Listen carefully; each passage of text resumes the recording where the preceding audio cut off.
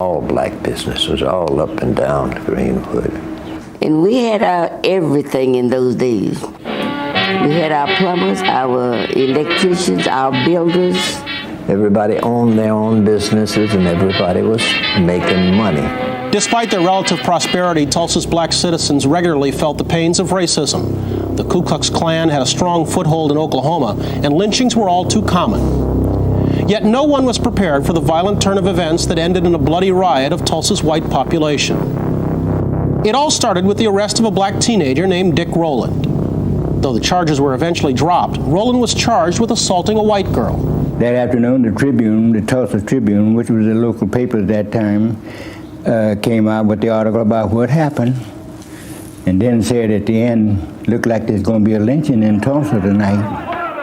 That evening, several thousand whites gathered outside the courthouse where Rowland was being held. As soon as the lynch mob began to gather downtown around the courthouse where Dick Rowland was held, a group of black men, many of them World War I veterans, gathered themselves into cars and guns and went downtown to stop this thing. A white man tried to disarm a black vet. A struggle ensued and a shot went off, and at that point the race riot was on. A mob of armed whites invaded Greenwood, looting stores and homes and setting black Tulsa on fire. You could see the smoke and the fire, and you could hear the guns shooting. I said to my mother, I said, Mama, I said, we better get out of here, because I said, they're burning the place down on Cincinnati, and they're shooting one another, and I said, they're going to kill us. Mother said, here they come, and they came in the house with torches, and they set the house on fire. Oh, it was like a nightmare. Everything was in flames. Disarmed by Tulsa's white police force, black citizens were unable to defend themselves. The authorities detained about 60 white rioters, but none of them were ever charged. 6,000 blacks, meanwhile, were marched off to internment centers while their beloved Greenwood burned to the ground. There wasn't a building standing. When we went to where we lived, knew where it was, but there wasn't anything around in any room but ashes. In a single day, black Tulsa was reduced to rubble. All told, 35 blocks were destroyed, scores of people were dead, and more than 5,000 blacks were left homeless. To wake up and see nothing but ashes and buildings burnt to the ground, charred, you couldn't keep the tears back. Many of those who survived the riot had to endure a bitter winter with little more than a canvas tent to shelter them. But black Tulsans would not be defeated. They began rebuilding Greenwood even while the ashes were still smoldering. By borrowing and earning what they needed, black Tulsa rose again. By 1925, Greenwood was once again a thriving business district. You saw the return of the theaters, the return of the restaurants and the chili parlors. There was a black-owned bus line. Greenwood rose again and returned to its earlier glories. Ironically, the Greenwood that had endured so much hate could not survive the changes brought on by the civil rights movement. Desegregation and the move to urban renewal left black Tulsa in decay. Today, Greenwood is attempting yet another comeback and drawing inspiration from the memory of years past. Memories now recalled in a photo exhibit at the Greenwood Cultural Center, where a new memorial is planned in tribute to the courage and determination of the black Tulsans who still hope that Greenwood will rise again.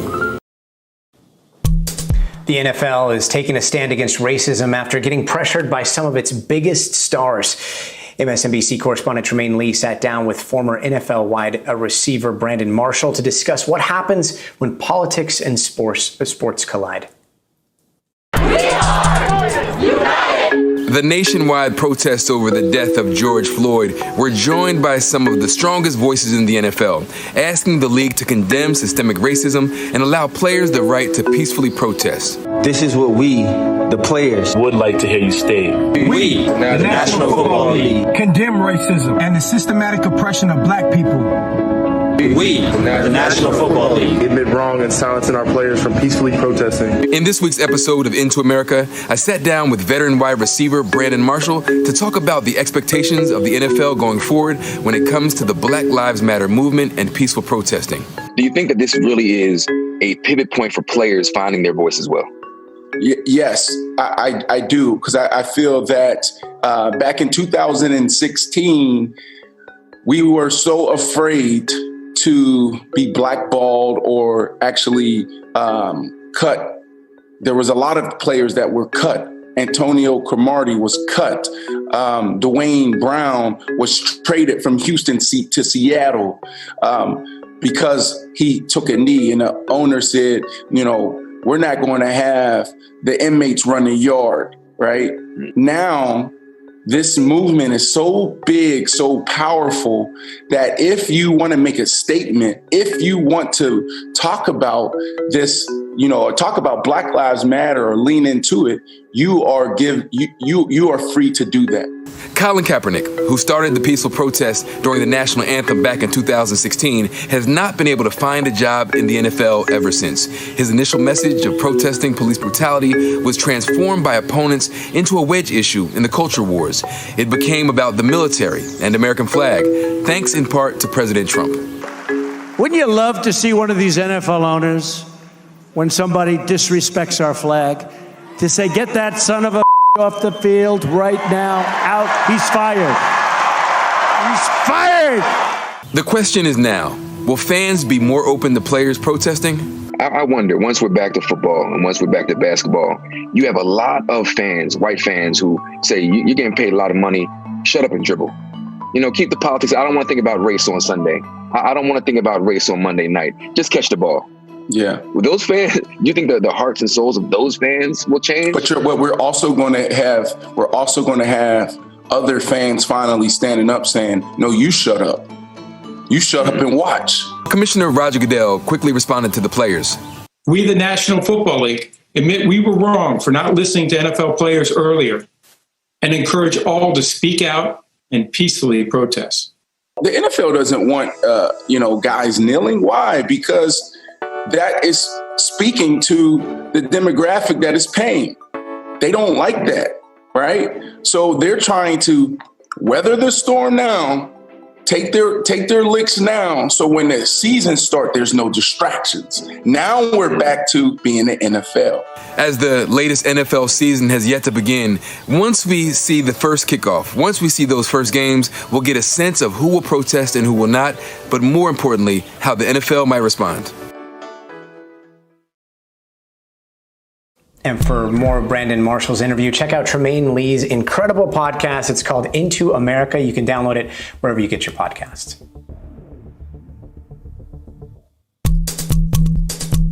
Hey everyone, happy Friday from my living room to yours. I'm Gotti Schwartz in for Allison, who has taken a much needed day off. You're watching NBC News Now. Let's go over to NBC News Now correspondent Alexa Lioto. She is following the latest headlines from NBCnews.com. Alexa, can you give us an update? Hey, Gotti, sure. Lots of news in this hour. First, there are more than 2 million confirmed coronavirus cases in the United States as of today. The virus has claimed the lives of over 114,000 people in this country, according to an NBC News count. Some states are adjusting to recent spikes. Oregon is hitting pause on the reopening of several counties after the state saw a rise in new coronavirus cases. That's from our local station there. The rise in infections has impacted both rural and urban communities, and there's been an increase in hospitalizations as well. Governor Kate Brown said the increase was, quote, cause for concern, and urged people to maintain social distancing. Now the pause will last 1 week. Now, New York Governor Andrew Cuomo signed several historic police reforms into law today, namely the repealing of Section 50A, which largely barred the public from seeing police disciplinary records. Take a quick listen to Governor Cuomo. In Mr. Floyd's murder, God bless this country for standing up and saying enough is enough. I respect them, but it goes back. There is no quick fix to this. There is no, stop tear gas. Change the uniforms. That's not what this is about, my friends. And it would be a mistake if we went down that path.